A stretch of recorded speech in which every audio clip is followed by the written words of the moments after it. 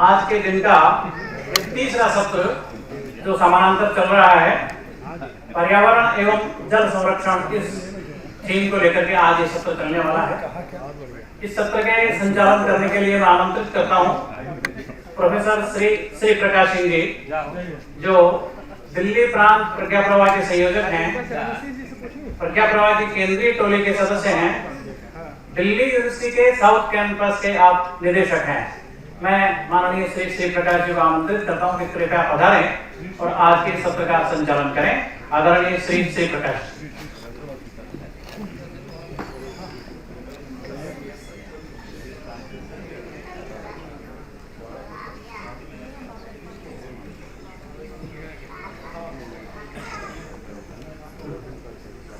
आप सभी उपस्थित सज्जन शक्ति को मेरा सादर प्रणाम। इस सत्र में जिसमें हम लोग पर्यावरण की चिंता करेंगे और जल संरक्षण की साथ साथ चिंता करेंगे, क्योंकि प्रकृति के आशीर्वाद के बगैर, उसके संरक्षण के बगैर जीवन संभव नहीं है।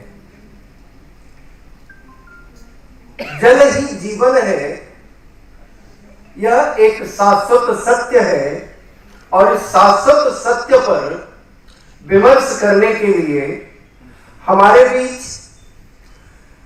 प्रोफेसर पद्मश्री श्री चंद्रशेखर सिंह जी हैं। हमारे बीच में सच्चिदानंद भारती जी हैं। हमारे बीच में हर्ष जी हैं। हर्ष जी से आग्रह है तो वो भी मंच पर आए।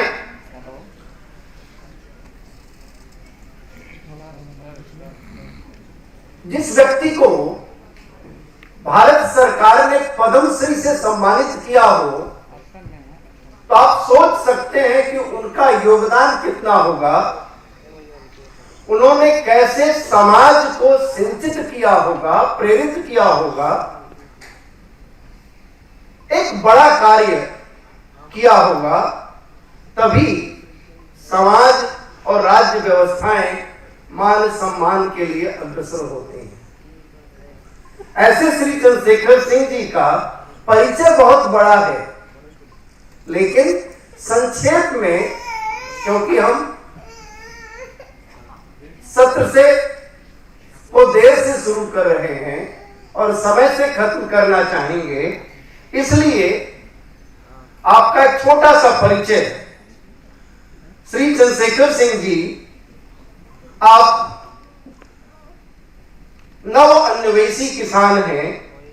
हजारों किसानों के साथ मिलकर कृषि क्षेत्र में वैज्ञानिक चेतना और आधुनिकीकरण लाने का अथक प्रयास कर रहे हैं।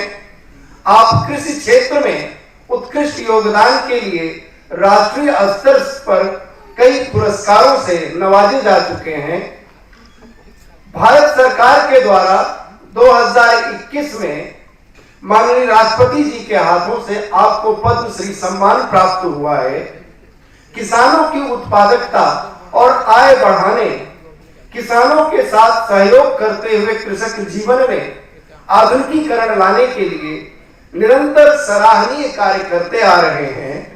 आपका मूल विषय जो आज रहने वाला है कि प्राकृतिक कृषि और कम जल में कैसे उत्पादकता बढ़ाई जाए, इस पर आपका विशेष उद्बोधन रहने वाला है। ऐसे किसान नेतृत्व को मैं आपके बीच आमंत्रित कर रहा हूं। माननीय चंद्रशेखर जी, आए अपना वक्तव्य रखें।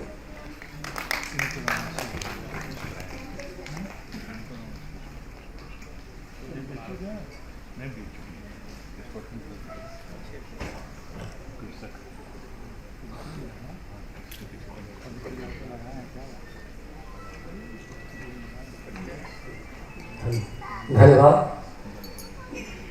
अभी हमारे काम के बारे में आप लोगों ने सुना। मैं सबको यहाँ पर सभी लोगों को मंच पर और सामने बैठे को प्रणाम करता हूँ।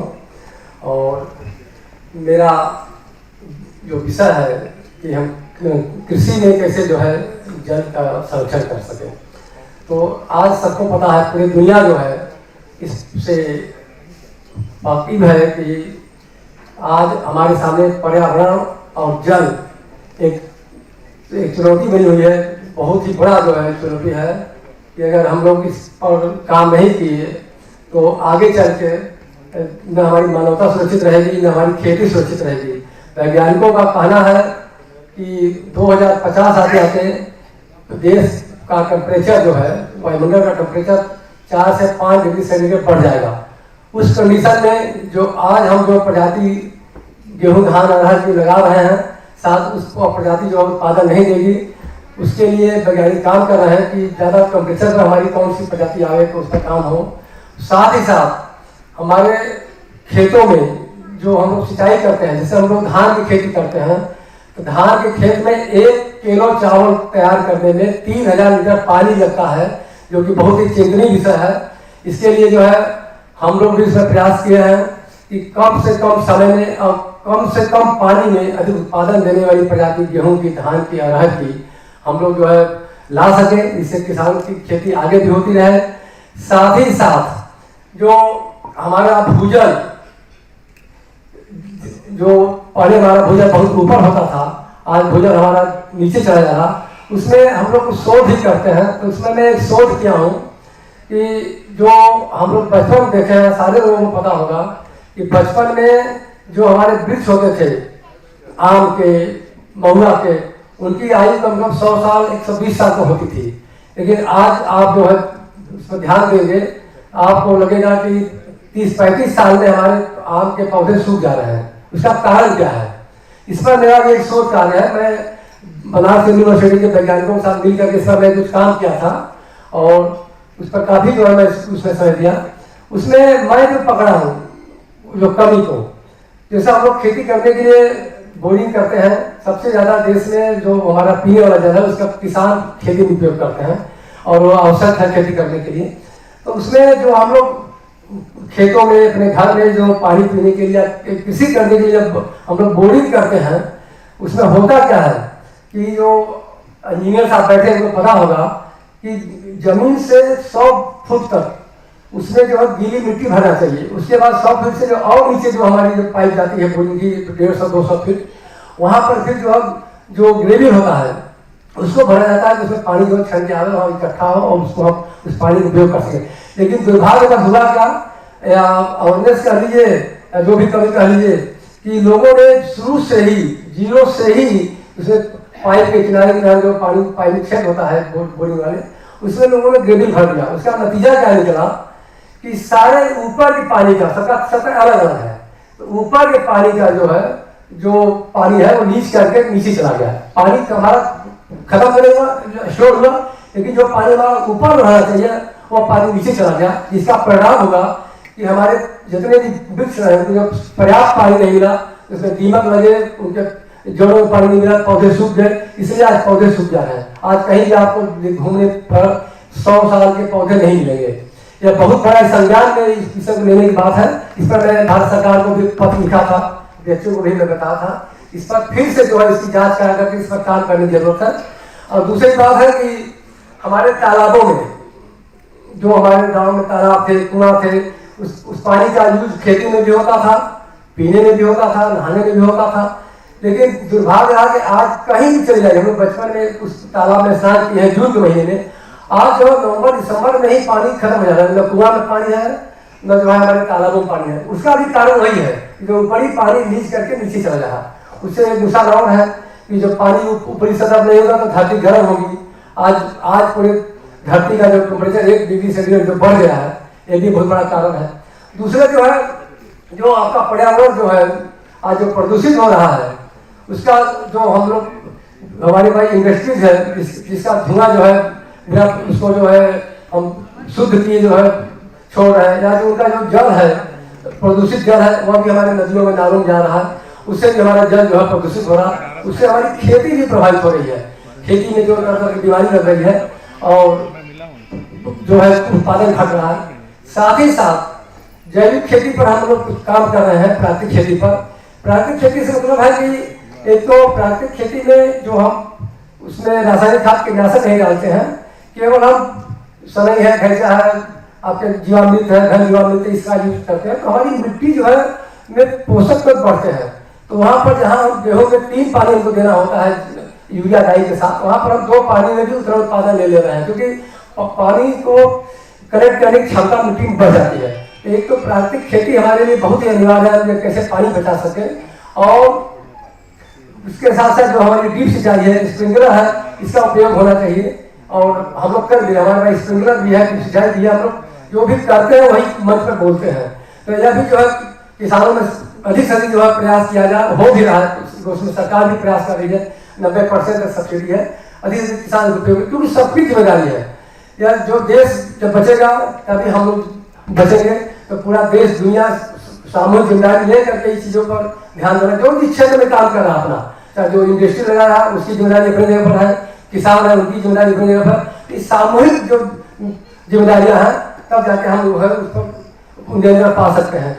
आज जो है मैं कल जो है IIT गुवाहाटी जो है यूनिवर्सिटी में गया हुआ था, तो मैंने देखा कि जो है वहाँ पर एक बायो प्लास्टिक पर काम कर रहे हैं, रिसर्च कर रहे हैं। काफ़ी रिसर्च उनका सफल भी हो गया है, जिसका है कि अगर आप बाहर फेंक देते हैं मिट्टी में तो उससे कार्बन तत्व अलग अलग हो जाते हैं, फिर जो है बीजाणु हो जाता है मिट्टी में। तो इस तरह से जो है बहुत जल्द से जल्द जो है इस तरह के प्लास्टिक को जो है डिस्पोजल प्लास्टिक को जो है हमारे बीच में आना चाहिए। जो क्योंकि पहले प्लास्टिक से हमारा जल प्रदूषित हुआ है, हमारे जानवर जो है उसको जो है खाते हैं, उनको बीमारी हो रही है, उनकी मृत्यु हो जा रही है, मछलियों में दिक्कत आ रही है जो मछली पालन करने वाले हैं। तो जो बायो आपका जो है प्लास्टिक है, इस पर काम होना चाहिए। साथ ही साथ जो है अभी बम्बई वहाँ पर बता रहे थे साहब कि हम लोग जो उसी बायो जो प्लास्टिक है उससे जो यूरिया कोटेड करने जा रहा है। तो जो यूरिया 25-30% काम करता है खेतों में, वो सब लीज हो जाता है या वायुमंडल चला जाता है, उसका जो है क्षमता बढ़ के 60-65% हो जाएगा। तो इसके साथ ही साथ मैं लोग परंपरा थोड़ा सा आना चाहता हूँ कि हम लोग बचपन याद है कि जब हम गाँव में कुआं की खुदाई होती थी तो पूरा विधिवत जो है ब्राह्मण के द्वारा उसका पूजा किया जाता था। तब जाके जब उसकी कुआं खुदाई होती थी, उसके बाद जब जमूर पड़ता था, जो जामुन के लकड़ी का जो है जिस पर ईटा रखा जाता है, तो उसका भी फिर जब पूजा करके तब भिड़ा जाता था। हम लोग अपने जो परंपराएं रही है उससे हमको 2 चीज़ें थी, एक तो उनके प्रति श्रद्धा थी और दूसरा जो है और उसमें जो हमारा जो कल्चर है वो जो है आगे चल के जीवित रहता था, फिर हमारे बच्चों में जाता था। दूसरे हम लोग देखिए कि आज भी हम लोग गंगा की पूजा करते हैं, वृक्षों की पूजा करते हैं, नीम है, पीपल है, आपकी तुलसी है। गन्ना की खेती जब हो जाती है तो एकादशी को उसी में पूजा करते हैं। इसका सब उद्देश्य यही है कि उनके प्रति हमारा जो भाव हो वो जो है एक पवित्र भाव हो। उनको हम जो है ईश्वर माने, अन्नपूर्णा माने। इसलिए जो है कि उनसे हमारा जीवन चलता है, अन्न ही ब्रह्म है। तो जो हम अन्न जो खाएंगे उनको पूजा करके अपने घर लाएंगे तो हमारा स्वास्थ्य भी सही रहेगा। और कुछ बातें जो है मैं बताना चाहता हूँ कि वृक्ष के ऊपर कि हम लोग वृक्ष लगाना कम कर दिए। हम लोग क्या कर रहे हैं कि केवल वृक्ष काटने में ज़्यादा जोर दे रहे हैं और इसका नतीजा हुआ कि हमारे पड़ोसी देश पाकिस्तान में इतना ज़्यादा जो है वर्षा हुआ और वहाँ पर अफरा तफरी मची कि 1500 लोगों की जान भी गई। और कहीं कहीं सूखा पड़ जा रहा कि हमारी यूपी में साथ सूखा पड़ गया था, बांध पानी बरसा कि कहीं पानी नहीं है, कहीं पानी इतना है कि जो है तबाही आ जा रही है। इसलिए जो वृक्ष लगाने का काम बढ़ा जाए। और वृक्ष में भी जो अभी कल बात हो रही थी कि जो समुद्र मंथन हुआ था उसमें जो 14 रत्न निकले उसमें से कल्प वृक्ष निकला था। कल्प वृक्ष में का मतलब होता है कि इसमें 5 वृक्ष होते हैं, आम होता है, पीपल होता है, बरगद होता है, गूलर होता है और पाकर होता है। इसको कल्प वृक्ष इसलिए कहा गया है कि एक पौधा जो है, जैसे पीपल है सबसे ज्यादा ऑक्सीजन देता है, गूलर है, पाकर है, कभी जो हमेशा हरा भरा रहते हैं। आम की भी आयु जो है 100 साल होती है। आम हमारे खाने में काम आता है, सबसे जो फलों का राजा कहा गया, आम कहा गया। तो जो है अधिक से अधिक सरकारें, चाहे हम लोग जहाँ पे हमारे गांव में बंजर भूमि हो, ग्राम सभा में, सड़क के किनारे, हम लोग जो ऐसा पौधा न लगे कि लिप्टस लगा दें, आपके जो है शीशम लगा दें, जिसको कमर्शियल की भविष्य हमारा जो है आगे जो है सुरक्षित न हो।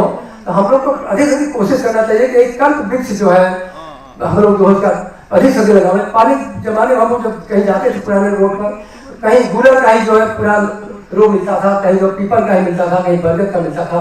आज हमारे पहले के लोग, जबकि इधर साइंस इतना डेवलप नहीं था जितना आज हम जानते हैं कि किस पौधे से क्या हमको मिलता है, फिर भी देखिए उनका ज्ञान देखिए कि हमको जो है धरती का जो सुख ले रहे हैं, आगे आने वाली पीढ़ी के वाली सुख ले, यह भावना से उत्पन्न होकर के उन्होंने काम किया। इसमें मैं मिला जुला के जो निचोड़ मुझे मिला है कि जब तक हम वैदिक परंपरा में वेद को, शास्त्र को, इस धर्म को नहीं मानेंगे, तब तक साथ हमारे मन में जो है परोपकार की भावना नहीं आएगी, क्योंकि धर्म से परोपकार आता है और आधार से स्वार्थ आता है। तो हमें जो है धर्मावलंबी बनना होगा, परोपकारी बनना होगा, तब जाके हमारा देश जल संरक्षण कर पाएगा, वृक्ष लगा पाएगा, और हमारे जो समस्याएं हैं, इसमें जो ज्वलंत समस्या है पर्यावरण जल संरक्षण की, या जो समस्या दूर होगी। धन्यवाद।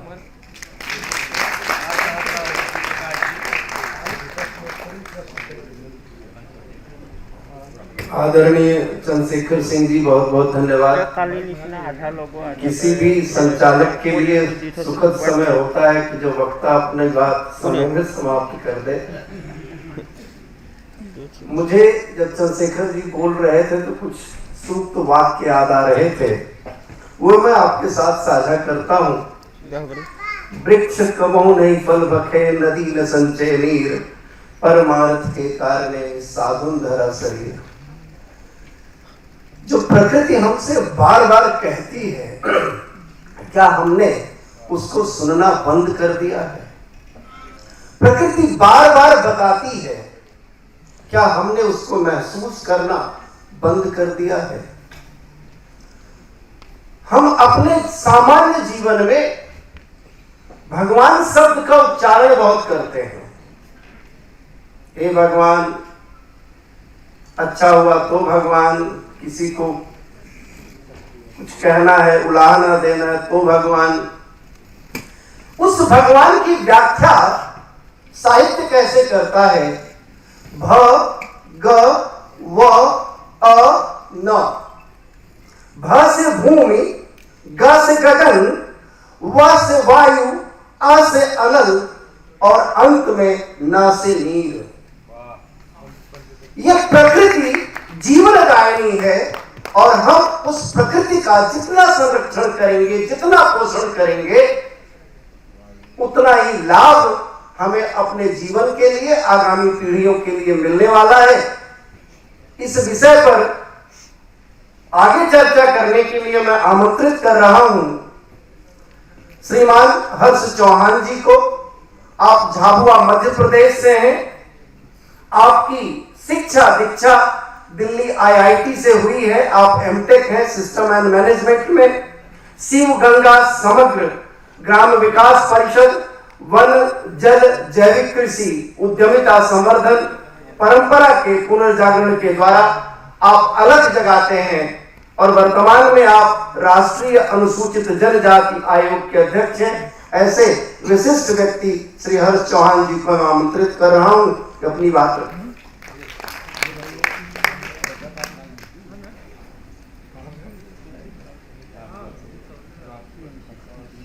सभी को नमस्कार।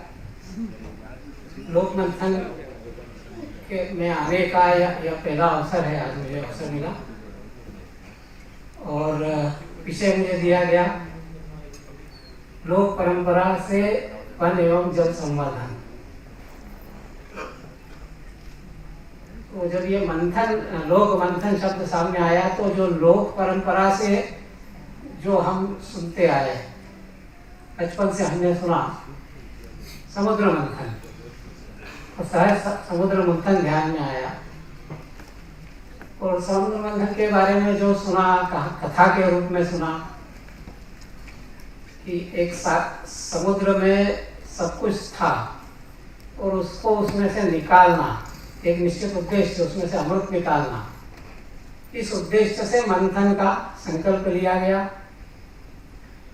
पूरी कहानी तो हमने सभी ने सुनी है कि उसमें कितनी लोगों की भूमिका हो गई। पर्वत की हो गई, वासुकी नाग की हो गई, देवों की भी हो गई, दानवों की भी हो गई। और उस मंथन में से रत्न भी निकले और अंत में अमृत भी, और बीच में हलाहल भी निकला। तो हलाहल पीने वाले भी शिव रूप में वहाँ थे, तब जाके ये अभियान सफल हुआ।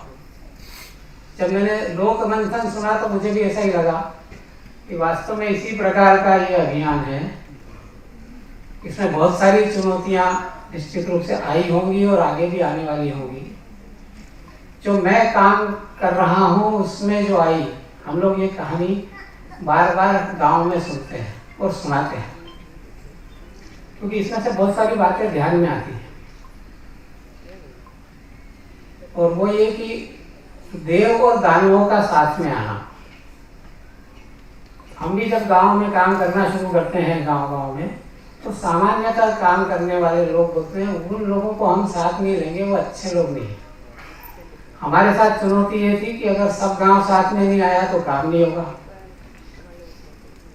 तो कैसे देव और दानवों को साथ में लाना, ये मुझे लगता है कि इस मंथन की सफलता की एक बहुत बड़ी चुनौती रहती है। उसके अलावा जो ऑपरेशनल डिफिकल्टीज अपन बोलते हैं वो तो सब आएगी कि पर्वत कैसे टिकेगा, उसको चलाएंगे कैसे, वो तो रहेगा ही सब। और मुख्य बात उसमें थी देव और दानवों का साथ आना। और मुझे लगता है कि इस मंथन के माध्यम से हम होंगे और फिर वैसी प्रयास भी करेंगे कि वो, क्योंकि वो साथ आए बगैर वो मंथन पूरा होगा नहीं, उसमें से अमृत निकलेगा नहीं।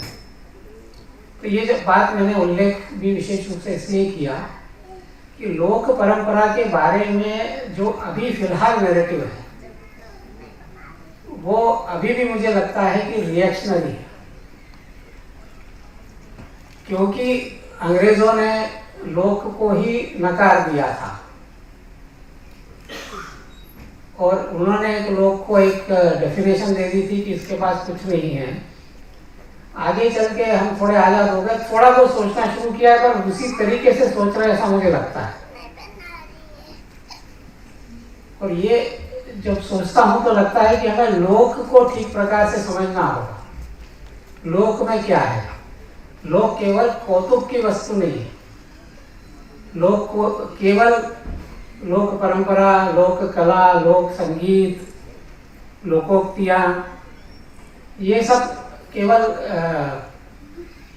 दिखाने की वस्तु नहीं है। मुझे तो ऐसा लगता है कि लोक में ही सब कुछ है। हम जो थोड़ी सी पढ़ाई करके और अंग्रेजों के प्रभाव में आ गए, हम लोक के महत्व को भूल गए या अनुभूति के स्तर पर अभी भी नहीं है। हाँ, हम अपने नैरेटिव को डिफेंड करने के लिए लोक की प्रशंसा कर रहे हैं, लेकिन वो कमी मुझे लगती है, क्योंकि मेरा ऐसा मानना है कि हम में से किसी ने या पूरे समाज ने कभी भी वाल्मीकि का रामायण पढ़ी होगी ऐसा नहीं होता। किसी ने वेद पढ़े होंगे ऐसा नहीं हुआ है। वेद पढ़ने वाले हमेशा कम ही रहे। तो फिर ये ज्ञान हमारे तक कैसे आया है? तो वो ये इन्हीं लोक कथाओं के माध्यम से, संगीत के माध्यम से, कला के माध्यम से। तो मुझे तो ऐसा लगता है कि हमारी जो लोक परंपराएं हैं वही हमारे शिक्षण का साधन है, वो हमारा पाठ्यक्रम है, आध्यात्म से लेके विज्ञान तक का। और इसी आधार पे हमारा समाज खड़ा हुआ। हम अगर ये मान लें कि वेद पढ़कर हमारा समाज खड़ा हुआ था पूरा, तो ये ठीक नहीं होगा। वेद पढ़ने वाले कम ही रहेंगे। आज हम में से भी कितने लोगों ने पढ़े होंगे? आज हम में से कितने वाल्मीकि रामायण पढ़ी होगी? लेकिन हमारे समाज में ऐसी कुछ परंपराएं थी कि चुनौती के अनुसार और जो ज्ञान समाज को मिलना चाहिए, और ज्ञान की बात नहीं होती, केवल नॉलेज की बात नहीं है, वो स्वभाव मिलने की बात होती है, वो जीवन मूल्य मिलने की बात होती है, वो भक्ति मिलने की बात होती है। ये सब मिला जुला है, ये अलग अलग विषयों में बांट के करने का नहीं है। ये लोक परंपरा और लोक कला, लोकगीत, लोक नाट्य और लोक कथाएं, ये सब मिलकर एक पाठ्यक्रम है हमारे श्रेष्ठ मनुष्य बनने की, जिसके आधार पर हम हजारों साल तक जिए। उसको याद करने की जरूरत है। जैसे अगर उदाहरण के लिए माने कि रामायण हम में से पढ़ी नहीं, पर गांव में जिस व्यक्ति ने पढ़ाई भी नहीं की, उसको भी रामायण के आधार पर वो अपना जीवन जी रहा है और उसके निर्णय ले रहा है। तो ऐसा समय आया कि जब इसकी आवश्यकता थी, तो तुलसीदास जी ने रामलीलाओं का आयोजन शुरू किया। अगर हम ध्यान से देखें तो रामलीलाओं के माध्यम से हमने राम समझा है हमारे इतिहास। और ये परंपरा हमारे यहाँ लगातार रही। अगर हम अलग अलग मत संप्रदाय भी सोचे तो वही जो ज्ञान है हमारा, आध्यात्मिक ज्ञान से लेकर विज्ञान तक का, अलग अलग समय में किसी ने ये जिसको कहते हैं उद्यम किया है, कभी व्यक्ति ने किया है, कभी एक साधु समाज की पूरे जमात ने किया है, पर वो ऐसी परंपराएं विकसित की, ऐसी कथाएं बनाई, और वो जीवन में कैसे उतर जाए, और हर व्यक्ति के जीवन में कैसे उतर जाए, उसके लिए विभिन्न विभिन्न ये जो लोक कलाओं के और इत्यादि हैं उनके आधार पर किया। जैसे जब मैं जल संरक्षण की ही बात करूं तो हमारे यहाँ पर गुदवाने में बावड़ी गुदवाना ये पता नहीं कब से चल रहा है, पर बावड़ी या तालाब गुदवाना ये हर समाज को पानी का महत्व बताने के लिए बचपन से एक व्यवस्था बनी। वो लोक कला के माध्यम से बनी, गीतों में दिखता है, भजनों में दिखता है, हमारे प्रकृति से प्रेम में के लिए उस प्रकार की बातें दिखती है। तो ये सब मिला जुला सा ऐसा लगता है, और यही परंपरा आगे भी चली ऐसा मुझे लगता है। आगे भी अगर हम देखें तो लोकमान्य तिलक ने जो गणेश उत्सव की परंपरा शुरू की, वो उस समय की जो समाज में बुरियां बढ़ रही थी उसको दूर करने का, लोगों को साथ में लाने का माध्यम बनी, वो भी एक परंपरा हमारे यहाँ शुरू हो गई। मेरा तो ऐसा मानना है कि राष्ट्रीय स्वयंसेवक संघ की शाखा पद्धति वो भी उसी परंपरा को जीवित करने के लिए, समाज को संगठित करने के लिए, उसी संघ की नृत्य की शाखा भी और बाद में उत्सव भी, उसके माध्यम से वो समाज शिक्षण का एक माध्यम है। तो ऐसी परंपराएं हमारे यहाँ बहुत पहले से रही हैं, उसको समझकर हम आगे का विचार करें तो उचित रहेगा। मैं अपने अनुभव के आधार पर इसमें अपनी एक संक्षिप्त में 5 मिनट में अपनी बात कहूँगा, और उसके उदाहरण के तौर पर एक 4 मिनट की क्लिपिंग अंत में आपको देखने को मिलेगी कि मैं, जैसा मेरा परिचय हुआ कि मैं झाबुआ में काम करता हूँ। झाबुआ ये पश्चिमी मध्य प्रदेश का जिला है, अब 2 जिले हो गए हैं, क्षेत्र है वो, और उसका 90% आबादी जनजाति है। जनजाति भी यानी भील ही है, भील भिलाला पटेलिया ये मिलकर है। और इस समाज के बारे में जो जैसा अंग्रेजों ने नैरेटिव सेट किया वो लगभग अभी तक भी है, बीच में हमने तोड़ने का प्रयास किया है और हम सिद्ध करने में सफल हुए हैं। जब मैं बचपन से देखता था, मैं पास के जिले धार का ही रहवासी हूँ और मैं भी स्वयं भिलाला हूँ, तो झाबुआ के भील के बारे में क्या सूचना थी सबको कि अंग्रेजों ने जो कहा था क्रिमिनल है, खतरा है, हिंसक है, वही आधार मैंने भी बचपन में सुना और देखा है। झाबुआ के लोगों वहां से गुजरना मत, रात हो जाए तो गुजरना मत, ये सारी बातें चलती रही।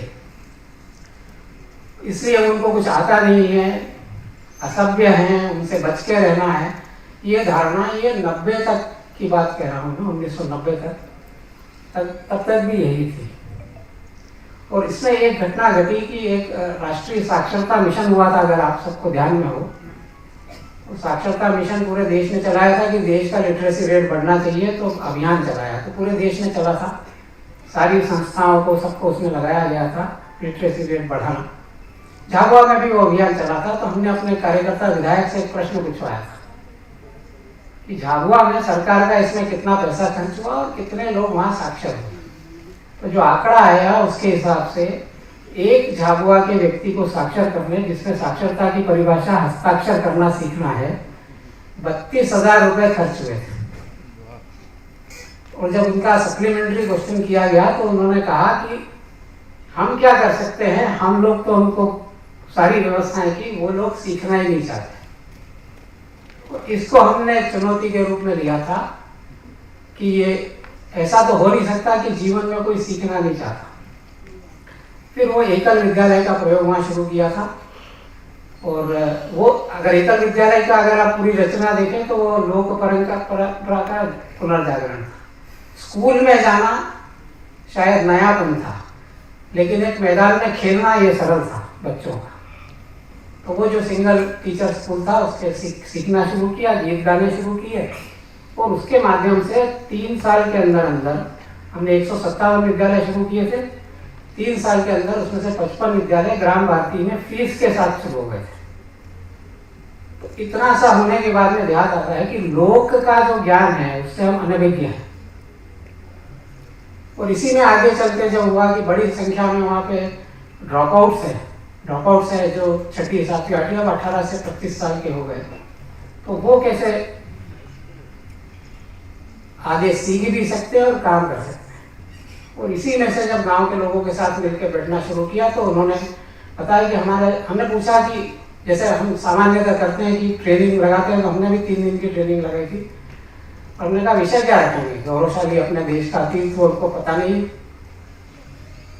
वर्तमान की परिस्थिति वो भी उनको नहीं पता है देश की, तो भविष्य के सपने कैसे देखेंगे। तो हमने शुरू किया कि अपने गांव का दुख क्या है। तो अपने गांव का दुख सबने सहमति से बताया कि हमारे गांव में जो दुख है वो पानी का संकट है। तो ये फिर पानी का संकट कैसे दूर होगा, और उसमें से सब मिलकर सहमति थी। अब पूरे समाज ने इस बात को कैसे ले जाना, तो उसमें भी एक लोक कथा के रूप में जो राजा भगीरथ की कथा है वो सामने आई, स्वाभाविक निकल के कि हम ये कथा को लेके जाएंगे गांव-गांव में, कि राजा भगीरथ ने अपने जीवन भर तपस्या करके आने वाली पीढ़ी के लिए गंगा जी लेके आए। हमारे गांव में भी तो गंगा बारिश के रूप में आती है, हम भी अपने गांव में इसको रोकेंगे। तो इस प्रेरणा से एक अभियान शुरू हुआ जल संवर्धन का। अब हमें सीखना है तो सीखने के लिए क्या करना पड़ेगा वो शुरू हुआ। बहुत सरलता से पानी की तकनीक, जिसको कि हम इंजीनियर लोग बहुत कठिनाई से बोलते हैं कि बांध बनाना कितना कठिन है, बहुत सहजता से बगैर पढ़े लिखे लोगों ने सीख लिया 3 दिन के प्रशिक्षण में। और अभी 70-80 तालाब वहाँ बन चुके हैं। तो ये जल का अपने आप, ये जैसे मैंने कहा कि लोक में वो है पहले से, उसका पुनर्जागरण उसकी करने मात्र से, उसी में से निकला कि केवल पानी से नहीं होता है, वनों का संरक्षण भी जरूरी है। तो हमने कहा वनों के लिए क्या करेंगे। और जब ये सब करने लगे, हमने हमारे आंदोलनों के नाम भी जल संरक्षण, जल यात्रा आदि देने लगे। उसी समय हमारे साथी लोगों ने कहा, मेरे ही मन में आया कि जब श्रमदान हम बोलते हैं तो एक छोटा शब्द है। गाँव का व्यक्ति जब पानी के लिए काम करता है तो वो श्रमदान नहीं करता है, वो अपना धर्म समझ के करता है। तो उनसे जब पूछा कि क्या इसका नाम नहीं जान रहा, क्या बोलना चाहिए, अपनी कोई परंपरा है, तो उन्होंने कहा हमारे यहाँ एक हलमा परंपरा होती है कि गांव में जब कोई व्यक्ति संकट में होता है तो वो हलमा बुलाता है। गांव के लोग भी सोचते हैं कि इसको बहुत तकलीफ है और ये अगर बचेगा नहीं, संकट में आ जाएगा। सब मिलके काम करते हैं उसके लिए आके, और उसमें न वो एहसान जताया जाता है उसको, न वो एहसान मानता है, ऐसी परंपरा है। तो हमने आह्वान किया कि अपनी धरती माता प्यासी है और शिव जी ने हलमा बुलाया है, हमें चलना है। तो ये एक आंदोलन बड़ा खड़ा हो गया। एक मातावन परंपरा है जो पूरे देश में है। हर गांव का एक वन होता था। राजस्थान में उसको वरण बोलते हैं, महाराष्ट्र में उसको देवरई बोलते हैं, झाबुआ में हमने पता किया तो उसको हम माता वन कहते हैं, इसकी लकड़ी नहीं काटता। तो माता वन सूख गई है, उसको फिर से हरा भरा करना है, तो लोग पेड़ लगाने लग गए। तो इतना सहजता से होता है कि हमें खुद को आश्चर्य होता है कि केवल इतनी मात्र से कैसे होने लगा। अभी लगातार ये काम चलता रहता है। एक गांव में तालाब बनता है तो 16 गांव के लोग आके उसमें काम करते हैं। इस सहजता से ये होता है। लोक परंपरा के इस महत्व को समझकर और कैसे आगे हम बढ़ सकते हैं, ऐसा सोचने की जरूरत है। जो मैंने उल्लेख किया हलमा का, हर साल एक उत्सव के रूप में वो इकट्ठे होते हैं, और वो उत्सव के रूप में इकट्ठे होकर और सब मिलके एक साथ काम करते हैं अपना विश्वास जगाने के लिए। तो एक पहाड़ी है, उस पर कंट्रोल ट्रेंचेस खोदते हैं, और वो कंट्रोल ट्रेंचेस की एक योजना बनती है। दिन तय होता है होली से पहले। सारे लोग अपने खर्चे से अपने गेती फावड़े लेके आते हैं। 400-500 गांव के लोग आते हैं, अपने ट्रैक्टर आदि करके आते हैं, और उस पहाड़ी पे ट्रेंच खोद कर जाते हैं जो उनके गांव से 50 किलोमीटर 100 किलोमीटर दूर है, और बड़ी सहजता से हंसते खेलते करके जाते हैं। हमें बहुत कम व्यवस्थाएं करनी पड़ती। ऐसा हम हर साल एक हलमा कार्यक्रम करते हैं। तो उसका मैं एक 5 मिनट का क्लिप दिखाकर मेरी बात को समाप्त करता हूँ। तो वो क्लिप दिखाएंगे। उसी में से परंपरा से निकला कि क्या हम अपनी धरती माता को जहरीली करेंगे। हम अगर ऑर्गेनिक वो फसलें डालते हैं, केमिकल फसलें डालते हैं, अपन तो धरती माता को जहरीली कर देते हैं, तो उन्होंने तय किया हम नहीं करेंगे, आसानी से होने लगा।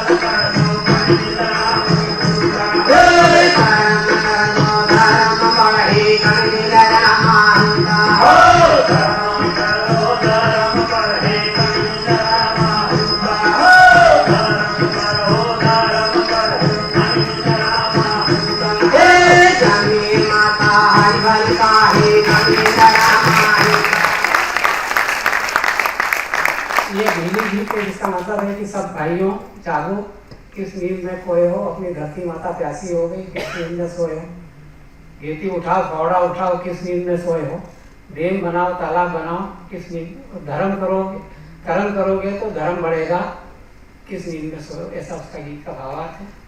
आप सभी जागो, आमंत्रित हो सभी इसमें महिमा में शामिल होने के लिए, क्योंकि ये देखने की वस्तु नहीं हमारी लोक परंपरा है, उसमें शामिल होना यह हमारी परंपरा है। आप हमेशा आमंत्रित है, कभी भी इसमें आए।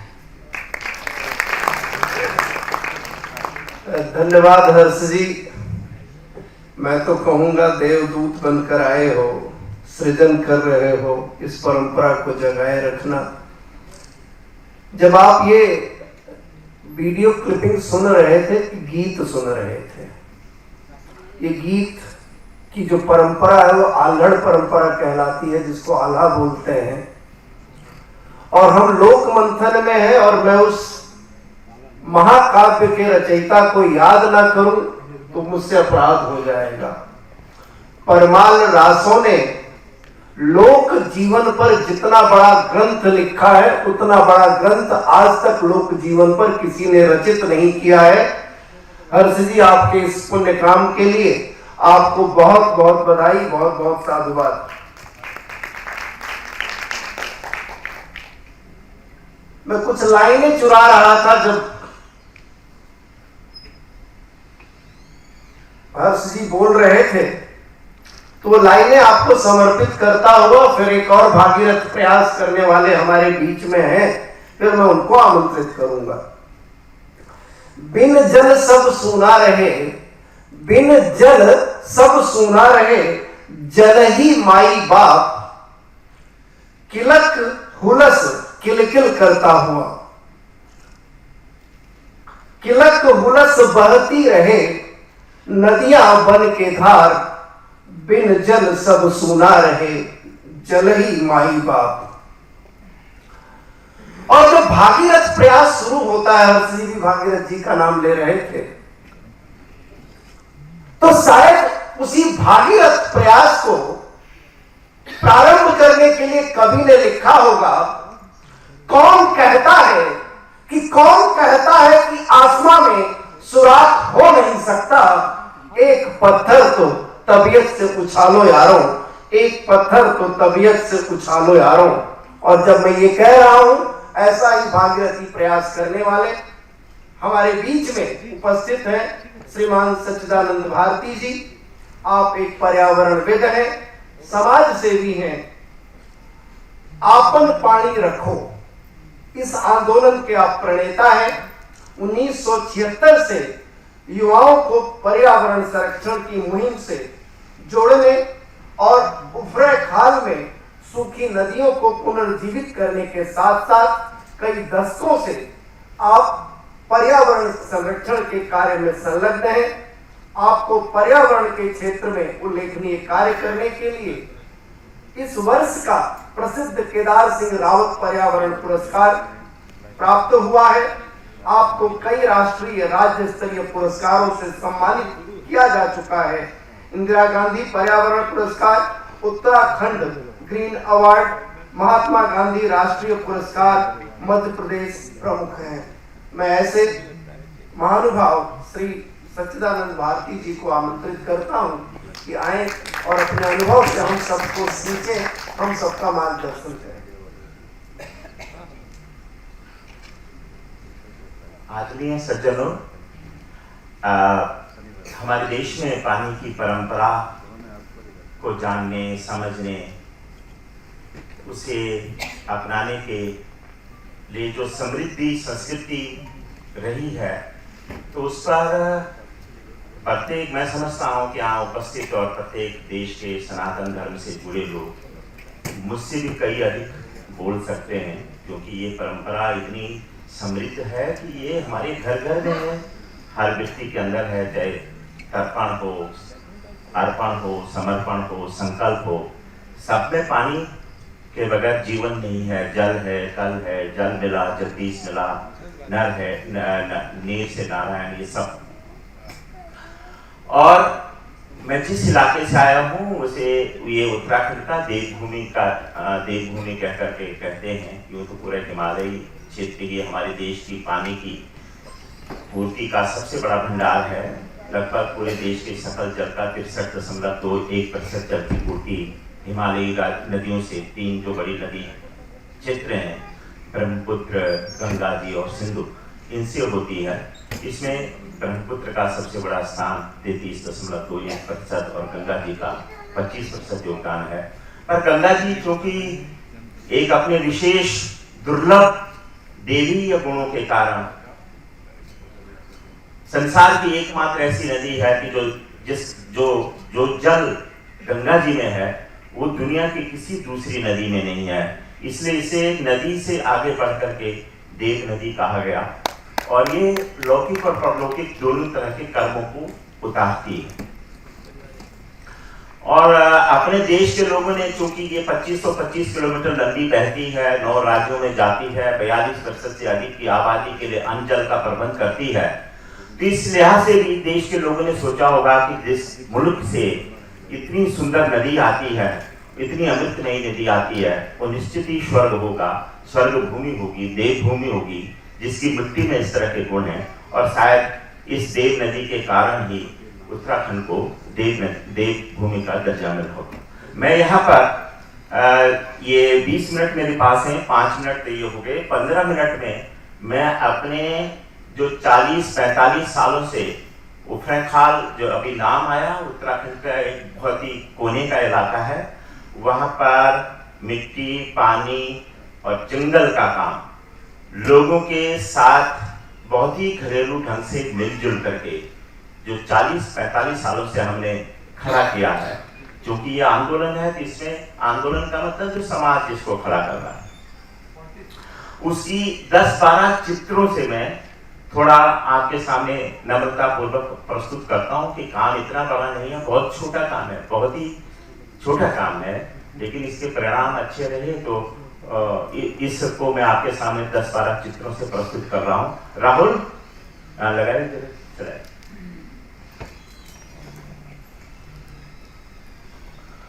ये हिमालय से तो आप सब लोग परिचित, ये थोड़ी बंद हो जाए।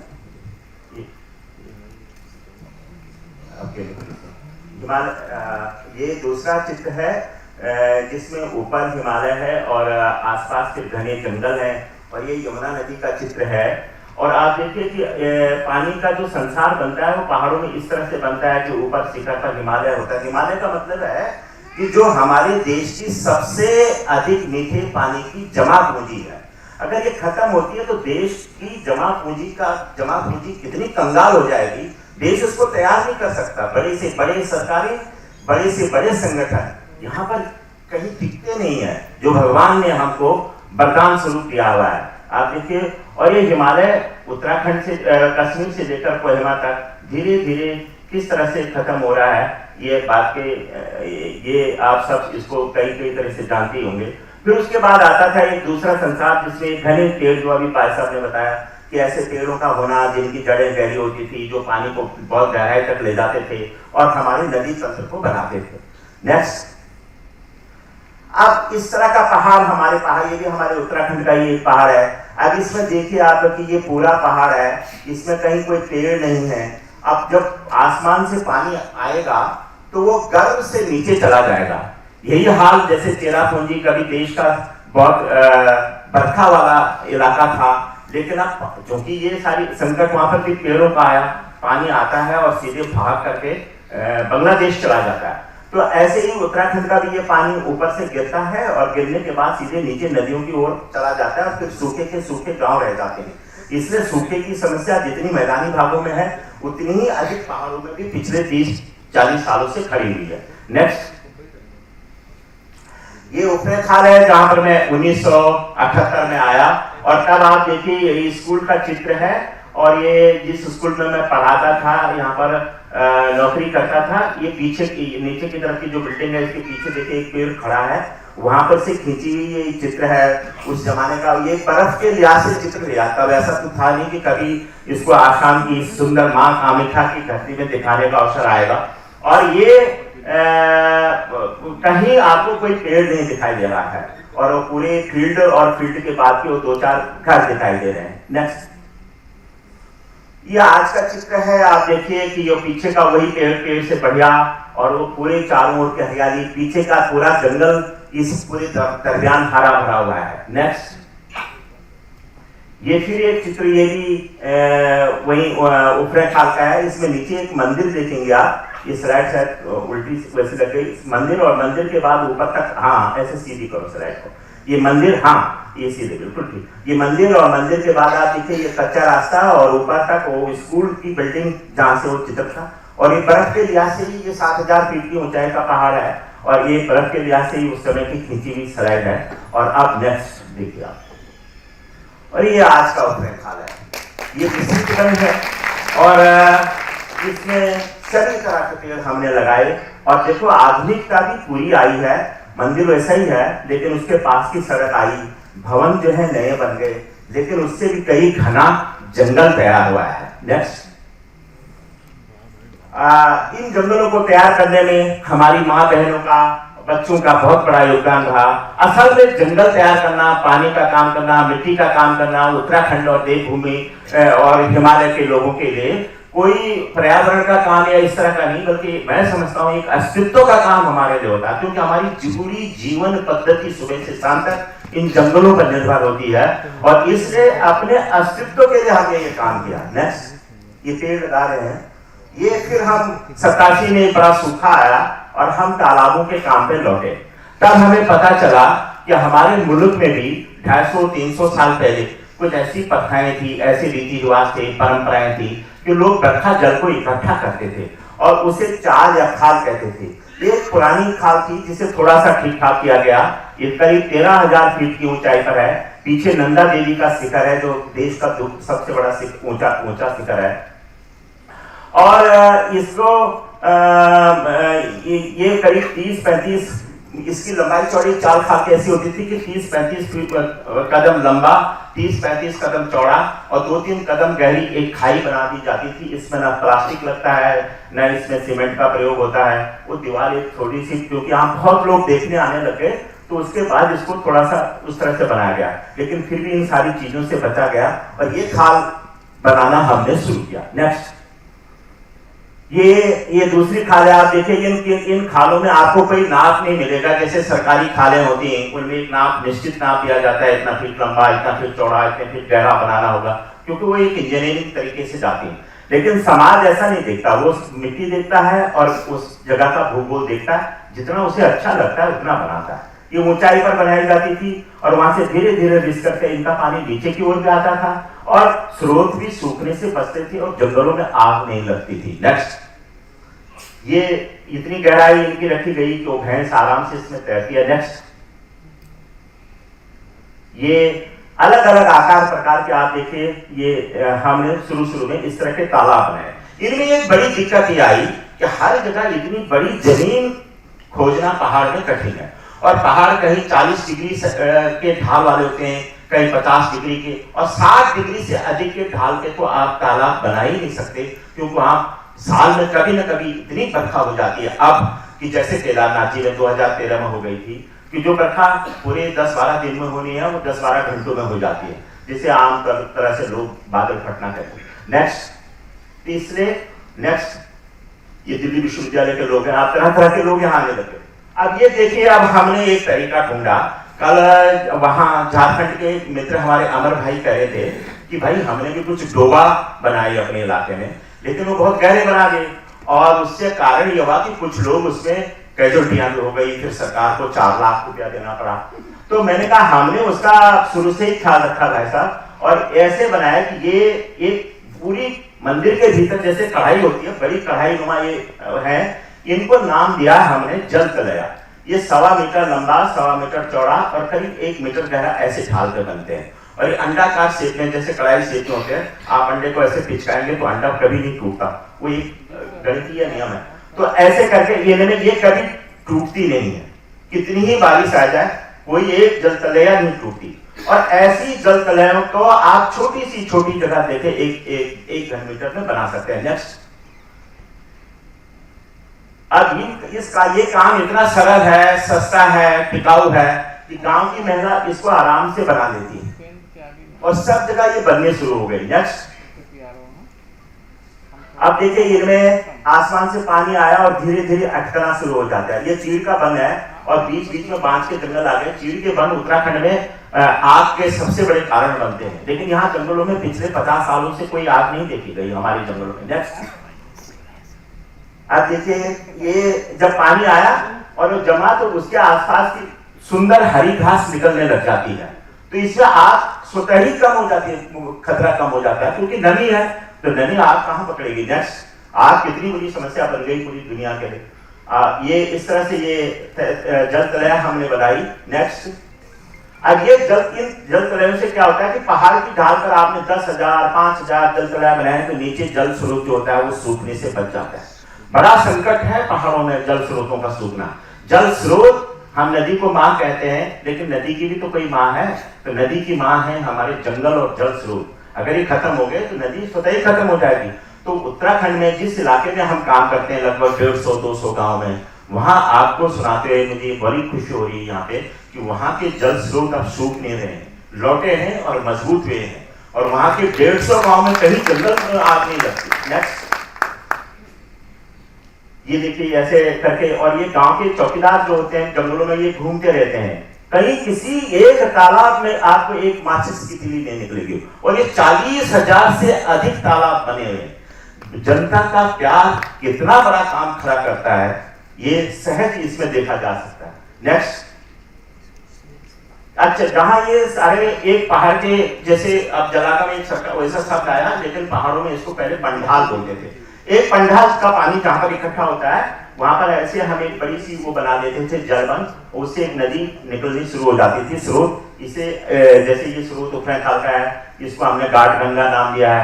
ये 25 घरों को पानी पिलाता है, बरस भर रहता है। नेक्स्ट, इस कार्यक्रम का ये छोटा सा रूप में एक बड़ी चमत्कारिक बात ये हुई कि 99 में जब ये खबर 1999 में निकली कि भाई उत्तराखंड की पहाड़ी पर इसी तरह से काम हुआ, तो FAO करके एक संगठन है, food and agriculture organisation, Ashok से किया, उसके जॉइंट सेक्रेटरी थे उसमें यहाँ पर एग्रीकल्चर।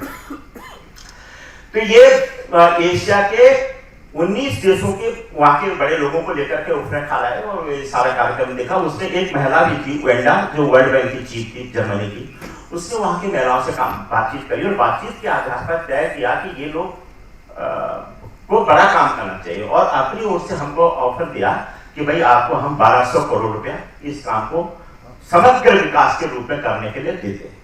हमने वो पैसा बड़ी नम्रता से उनके आगे प्रणाम करके कहा कि ये जनता के प्यार का काम है, इस पैसे का इसमें कुछ है नहीं, इसलिए आपने इतना बड़ा आदर दिया, आपको वो धन्यवाद। ये छोटी सी खबर लौटा टेंशन छपी और उसमें अखबार भी सब लोग पढ़ते थे, और सर संचालक जी ने भी वो खबर पढ़ी। तब मैं, हमारे यहाँ हम लोग संघ के ये जो स्ट्रक्चर ढांचा है, प्रचारक, प्राण प्रचारक और ये सब ऊपर तक सर संचालक, इसकी कोई जानकारी हम लोगों को नहीं थी।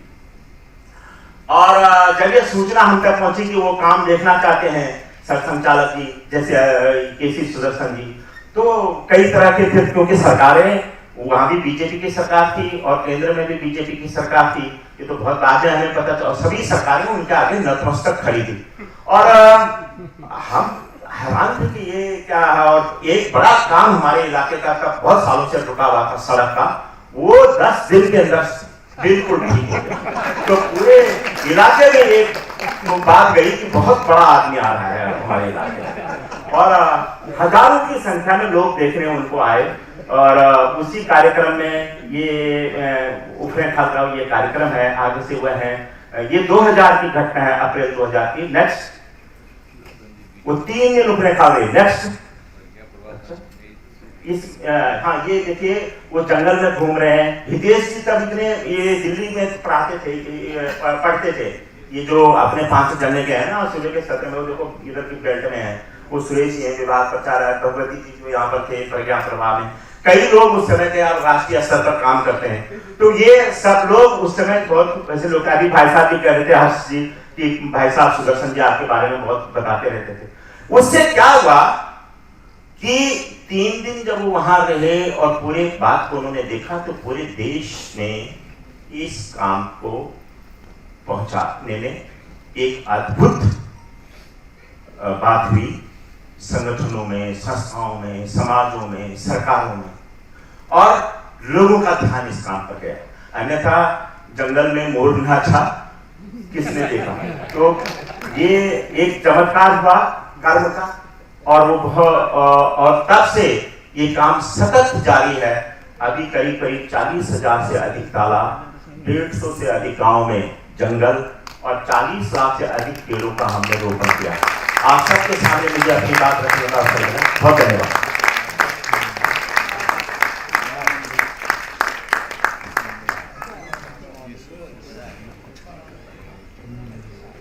धन्यवाद भारती जी। आप सब देखें इस मंच को विशिष्टता प्रदान करने वाले तीनों महानुभाव, चाहे चंद्रशेखर सिंह जी हों, चाहे हर्ष चौहान जी हों और सच्चिदानंद भारती जी हों, आप सब अपने अपने क्षेत्र में उल्लेखनीय कार्य कर रहे हैं, अपने अपने क्षेत्र में भागीरथ प्रयास कर रहे हैं और समाज बदल रहा है। समाज में स्वीकार्यता बढ़ रही है, समाज प्रेरित हो रहा है। और जब मैं दोनों क्लिपिंग्स की तरफ जाता हूँ, हर्ष जी ने जो हमें दिखाया और सच्चिदानंद जी ने जो दिखाया, बेटियों का योगदान, मातृशक्ति का योगदान बहुत है। उस मातृशक्ति के योगदान के लिए एक बार जोरदार तालियां बनती है, क्योंकि मेरा मानना है हमारी प्रकृति के कण-कण को सजोने का जो कार्य बेटियां करती हैं, मातृशक्ति करती है, वो कोई दूसरा वर्ग नहीं करता है।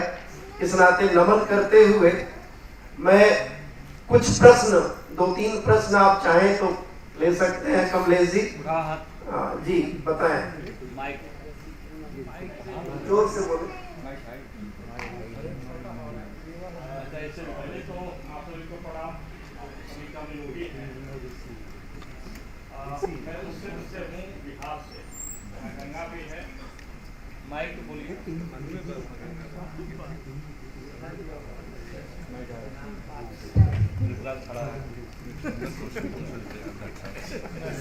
प्रश्न ही पूछे। जहाँ गंगा भी है और सोन भी है, जहाँ तक जल के बारे में मेरी समझ, एक पत्रकार के तौर पर मैंने जो काम किया है, आकाशात सागरम प्रतिगच्छति, आकाश से आकर के और जमीन पर फैलती है और सागर की ओर जाती है। ये गंगा है, तो पक्षका गंगा।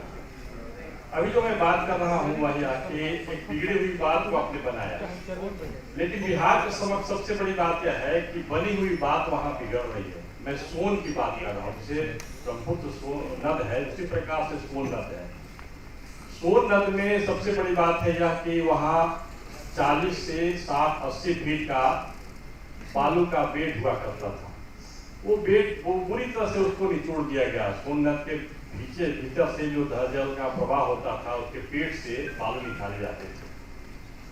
और आज़ादी के लड़ाई के दिनों में रघुवीर नारायण जैसे भोजपुरी में राष्ट्र गीत की रचना किए थे 1911 में।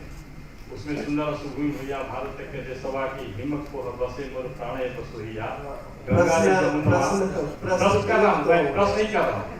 गंगा रे जमुनवा के जगह मग पनिया कि सोनभद्र मीठे स्वर गावे रे बटोहिया। तो हमारा सोनभद्र में अब इसी क्षमता नहीं को मीठे स्वर में गाए, अभी पूरी तौर से बिगड़ा नहीं है। और जिस प्रकार से आप बात करते हैं, संस्कृति की बात है, प्रबंधन की बात है, स्थानीय लोगों की जागने की बात है। आपके यहाँ जो आप कहते हैं वहाँ गुहार कहा जाता है, गुमाम कहा जाता है, ये सारी बातें हैं। लेकिन स्थिति बिगड़ रही है और आने वाले समय में ऐसी स्थिति नहीं हो, इसके लिए हमें क्या करना चाहिए? एक बुद्धिजीवी के तौर पर, एक सामाजिक कार्यकर्ता के तौर पर आप अपने अनुभव से हमें बताएं। देखिए, प्रश्न की बैठ जाए, प्रश्न की मर्यादा रहती है। प्रश्न क्रिस्पी होना चाहिए, छोटा होना चाहिए। जब हम विस्तार में जाते हैं तो टिप्पणी कर रहे होते हैं। तो इस नाते दूसरा प्रश्न जी इनका जवाब मैं दे दूं। हाँ जी उसका केवल एक वाक्य में समाधान है कि समाधान आप अपनी लोक परंपराओं में खोजें। हमने भी यही किया, उसका समाधान उसी में है। झाबुआ के लोगों ने शिकायत नहीं की कि सरकार ने हमारे लिए कुछ नहीं किया, उन्होंने अपनी लोक परंपरा में से समाधान ढूंढ लिया, उतना ही उसका समाधान है। केवल उतना ही करने की आवश्यकता, बहुत सरल है ये, क्योंकि लोक परंपरा की ताकत ये सब समस्याओं से समाधान निकालती है। भारती जी का भी जो अनुभव है वो यही है, उतना ही उसका समाधान। जी प्रश्न जी इस लोकमंथन कार्यक्रम में आए सभी लोगों को प्रणाम। मैं जनपद जौनपुर उत्तर प्रदेश से। अभी सचिदानंद जी से मेरा प्रश्न है कि जल संरक्षण पे अभी ये बात कर रहे थे और वृक्षारोपण के भी उन्होंने कहा, तो जिस क्षेत्र से आते हैं उसी क्षेत्र से मैं भी हूँ, और इस समय की ये स्थिति है हमारे क्षेत्र की कि वृक्षों का जो सरकारों द्वारा लक्ष्य रखा गया है, एक वर्ष में एक जनपद में 1 करोड़ पेड़ लगाया जाएगा, उसका जियो टैगिंग भी कराया जाता है, लेकिन 1 वर्ष बाद पता चलता है उसमें 10-50 से 1 लाख भी वृक्ष जीवित नहीं रहते। वृक्ष लगाना वो अलग चीज है, लेकिन वृक्षों को जीवित रखने की जो सुरक्षा सरकारों की या हम लोगों की है, तो प्रयास क्या हम लोग करें, एक ही वृक्ष प्रतिवर्ष लगाएं, लेकिन वह जीवित रहे। ये सुझाव भी मेरा है, लेकिन दूसरी चीज में प्रश्न हमारा आई कि जिस क्षेत्र से आते हैं वहाँ के लोग खेती और वृक्ष लगाना छोड़ दिए हैं, और 50% खेत जो है जल की सुरक्षा की बात कर रहे हैं, लोगों ने खेतों को बोना छोड़ दिया है।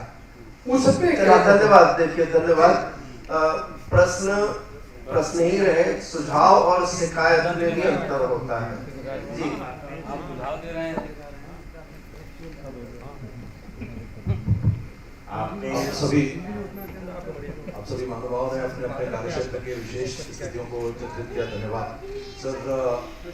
लोक परंपराएं, लोक की एक जीवन शैली से उपजी हुई वो शक्तियां हैं जो समाज के साथ में निहित हैं। तो अगर अपने वर्तमान समाज को देखेंगे तो हम कई 3 स्तर देखते हैं। एक वो जो अभी भी पारंपरिक व्यवस्थाओं के साथ जीवन जी रहे हैं, कुछ वो हैं जो कुछ परिवर्तित हो गए हैं और कुछ छोटे शहरों में हैं, और कुछ वो हैं जो एक टिपिकल ग्लोबल सिटीजनशिप के क्षेत्र में ग्लोबल सिटीजनशिप साइड में। अब परंपराओं में समाज के बीच में सामंजस्य और इस समाज के हिस्सों के बीच सामंजस्य, उसके लिए कोई प्रयास, उसके लिए कोई ये प्रभावितता बढ़ाएगा शायद संसार में ऐसा महसूस होता है कि कॉन्फ्लिक्ट्स हैं जो लोकल हैं परंपराएं, उनको ये जो ग्लोबल एक्सप्लॉइटेटिव रेजिम्स हैं वो खत्म कर दें। और शायद ये जी बस ये आखिरी प्रश्न था, मुझे समय से सत्र खत्म करना है, क्षमा चाहेंगे। कृपया दबाव न बनाएं, समय से सत्र खत्म करेंगे। प्लीज भारती जी बताएं। भारती जी आप उद्बोधित करें। वही सवाल भाई साहब का भी था कल, पहाड़ों में क्या हो रहा है कि पिछले पहले तो जंगल, एक समय ऐसा था जब जंगल काट करके लोगों ने खेती कर, फिर एक समय ऐसा आया कि जब गांव-गांव में जंगलों की तैयारी हुई। ये दौर आया कोई 75 से लेकर के और 2000 के बीच। फिर अब एक दौर 2000 के बाद उत्तराखंड में आया कि जब लोगों के पास दूसरे संसाधन आने लगे, जैसे गैस आ गई, जंगलों में निर्भरता धीरे धीरे कम हो गई, खेती पे निर्भरता कम हो गई, लोग नीचे की ओर लौटने लगे किराए की, तो खेत भी बंजर होने लगे। और खेत इस कारण भी बंजर हुए कि गांव के नजदीक बड़े घने जंगल हो गए, जंगलों में कई तरह के जानवर आ गए। जो जानवर पहले, क्योंकि पूरा गांव रहता था तो जानवर दूर होते थे, लेकिन अब क्योंकि गांव से लोग नीचे की तरफ आ गए तो जानवर नजदीक आ गए, घोड़ी हो, बंदर हो, भालू हो। पहाड़ों में ऐसी जानवरों से भी मरने वालों की संख्या बहुत ज्यादा है। तो ये एक अलग तरह का संकट आया। मैं जिस इलाके में काम करता हूँ ये राठ क्षेत्र है, राठ इलाका है, और सौभाग्य है मेरा कि हमारे उत्तराखंड के कुछ ऐसे इलाके हैं उसमें हमारा राठ क्षेत्र है, जैसे उत्तरकाशी का मोरी ब्लॉक है, पुरोला ब्लॉक है, चमोली के कुछ हिस्से हैं, पिथौरागढ़ के कुछ हिस्से हैं। इन इलाकों में पलायन बहुत कम हुआ है। लोग अधिकतर गाँव में हैं और खेती बाड़ी कर रहे हैं और इन समस्याओं को निपटा रहे हैं। लेकिन जहाँ ये समस्या है वहाँ सरकार को, समाज को, सभी लोगों को मिलजुल करके ये इन प्रयासों को हल करना चाहिए। और जो आपने कहा कि पेड़ों की संख्या, तो समाज तो पेड़ों की संख्या के लिए काम नहीं करता, जंगल लगाता है तो गिनता नहीं, आंकड़े के लिए उसका काम होता ही है। लेकिन सरकार चूँकि एक तरह से काम करती है तो उसके ऊपर टिप्पणी हमारी होती नहीं, और वो उसके तरीके होते हैं, वो होते रहते हैं। चलिए, धन्यवाद।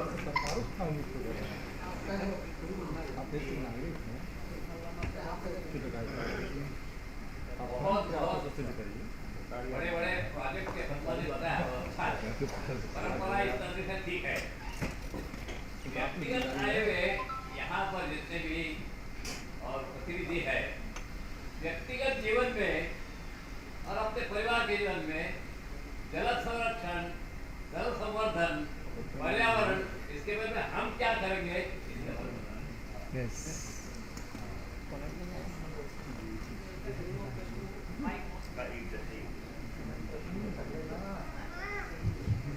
दोनों ही प्रश्नों का एक उत्तर है। हम अभी उलझ गए हैं क्योंकि वही वास्तव में तीनों की बात है कि हम अपनी लोक परंपराओं को भूल गए, इसलिए इतने प्रश्न आ रहे हैं और हम समस्याओं का समाधान बाहर ढूंढ रहे। जब आपने कहा कि ये शहरों में चले गए तो कैसे करेंगे, तो शहरों में एक मूल बात जो हमारी परंपरा में है, जब हम परंपरा कहते हैं तो केवल कला और वृत्ति नहीं है। हमारी परंपरा रही कि माँ का एक दायित्व है, पिता का एक दायित्व है।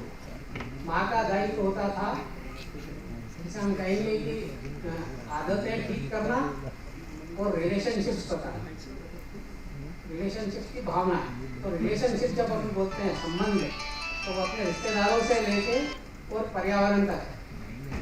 और हमारे यहाँ वो संस्कार कायम है। अभी हम अपने बच्चों को नहीं पढ़ाते समय उसका ध्यान नहीं रखते। ये माँ को करना था, ये हमारी अंग्रेजों की दिव्य शिक्षा पद्धति को नहीं करना था, हम उसको भूल रहे हैं कि माँ को ध्यान दिलाना है कि मेरा पानी से संबंध क्या है। पिता का दायित्व था कि उसमें विवेक जागृत करना, उसको समाज का दर्शन दिखाना, क्या समस्या, उसका समाधान कैसे। तो सामान्य परंपरा से हमारा समाज चलता रहा है। तो हर परिस्थिति में केवल वो ये संबंध, अगर बच्चा जान रहा है तो न पानी वेस्ट करेगा वो, और कुछ ना कुछ दायित्व निभाएगा। हम लोग जब झाबुआ में काम करते हैं तो हमारे आए हुए छात्र विदेशों में चले गए, नौकरी करने चले गए, वो पूछते हम क्या कर सकते हैं। तो हम बोलते हैं कि अपना जो कर्ज है पानी का, वो चुकाने के लिए दो प्रकार हो सकते हैं। पर्यावरण मैं आके स्वयं पेड़ लगा के तो कर नहीं सकता, तो जो लोग पेड़ लगा रहे हैं उनको मैं सहायता करूंगा, कोई एक निश्चित संकल्प लूंगा। मैं ऐसे किसी अभियान के साथ जुड़ूंगा जो पर्यावरण संरक्षण में लगा है, तो ये संवेदना बनी रहे तो समाधान है। क्योंकि सारे काम मिलजुल के ही होते हैं। एक आदमी खेती उठाता है, एक पौधा उठाता है और एक तगारी उठाता है। ऐसा ही अगर हम पर्यावरण संरक्षण की बात करेंगे तो उसमें भी बहुत लोगों की भूमिका है। प्रॉब्लम वो नहीं है, प्रॉब्लम ये है कि हम उसकी संवेदनाओं को हमारे संस्कारों में नहीं ला रहे। जो हमारी लोक परंपरा की संस्कार ही कहता हूँ, क्योंकि परिवार की गतिविधियाँ भी लोक परंपरा का ही एक स्वरूप। तो माँ को जो भूमिका निभाना है, जो संबंध बताना, इतना ही करना पड़ेगा। हर व्यक्ति अपने स्तर पे ये करना शुरू कर दे तो उसको उसका रास्ता मिल जाएगा। धन्यवाद हर्ष जी। संचालक की भूमिका थी, उसमें एक अशुद्धि मुझसे हुई। मैंने तो भाव लिए थे, प्रोफेसर यशवंत जी ने उसको करेक्ट किया है।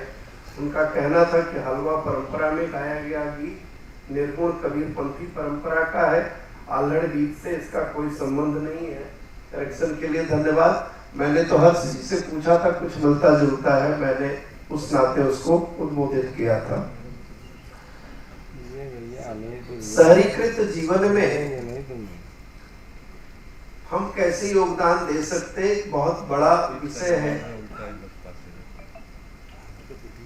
मेरे कुछ अनुभव हैं, वो सिर्फ इतना कहूंगा कि जब बेरोजगार था तो शनिवार रविवार घूम घूम करके पर्यावरण संरक्षण का कार्य करता था। एक टोली थी, सरकार से सहयोग भी नहीं लेते थे, वृक्षारोपण कराते थे।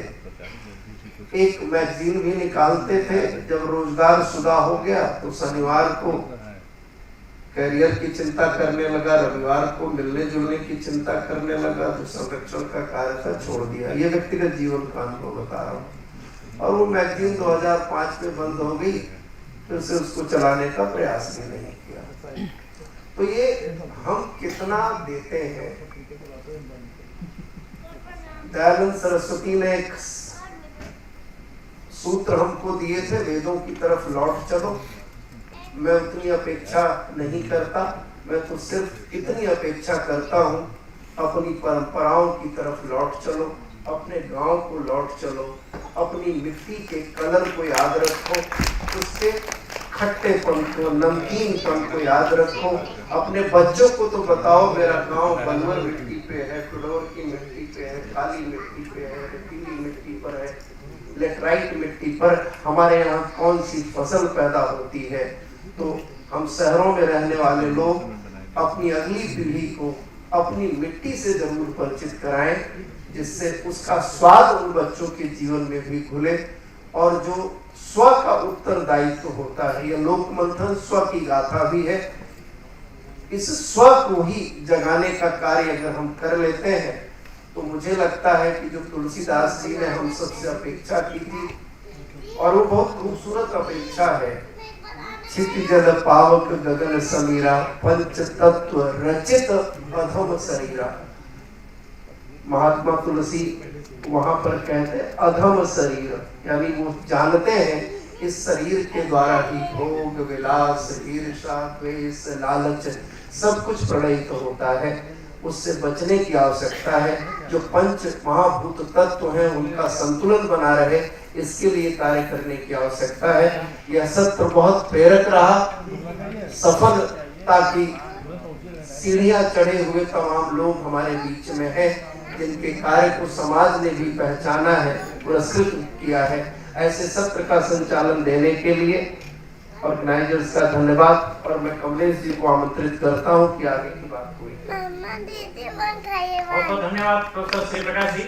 बहुत नियत समय में सत्र पूरा हुआ। ये इस बात का प्रमाण है इस सत्र की सफलता का, इतने प्रश्न आ रहे हैं, इतनी जिज्ञासाएं आ रही हैं। इसका मतलब है कि जो बीज वपन हुआ वो अंकुरित होने लगा है। दो चीजें सत्र से स्पष्ट हो गई कि शासन की शक्ति से कहीं अधिक समाज की शक्ति होती है। उन्होंने सिद्ध करके दिखाया। सारी परिस्थितियों में आकर विकल्प क्या है वो उन्होंने सिद्ध किया कि हाँ विकल्प है, केवल संकल्प वो हम करेंगे तो इसका समाधान निकलेगा। लोक मंथन आयोजन की ओर से मंच का सम्मान करने का करारी नाम मेरा जिम्माया है। मैं निवेदन करता हूँ हमारे कार्यकर्ता श्रीमान गिरत ज्योति शर्मा आए वो, और सच्चिदानंद चंद्रशेखर सिंह जी को सम्मान दे करके सांकेतिक रूप से ही सही जो काम ये कर रहे हैं उसके लिए ये सम्मान कुछ भी नहीं है। श्रीमान चंद्रशेखर सिंह जी को सम्मानित करेंगे। गिरत ज्योति शर्मा, राजीव दत्ता जी आए और सच्चिदानंद जी को समाज का सम्मान करेंगे।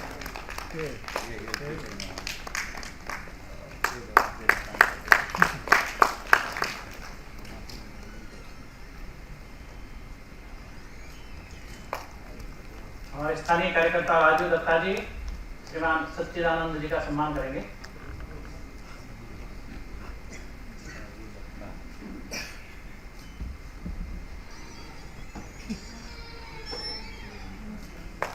राजीव शर्मा जी आएंगे वो श्रीमान हर्ष चौहान जी का सम्मान करेंगे। जितनी बातें यहाँ कर रहे हो ना, अपने को बहुत योग्य तुम समझ रहे हो।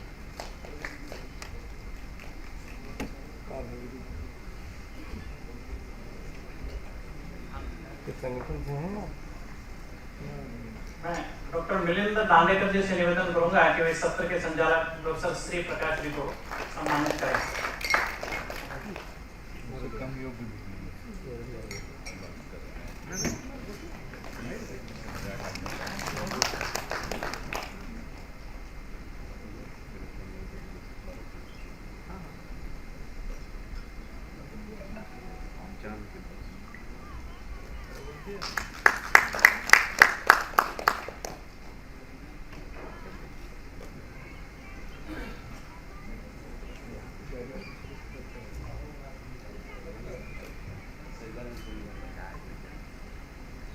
एक बार फिर से मंच का धन्यवाद।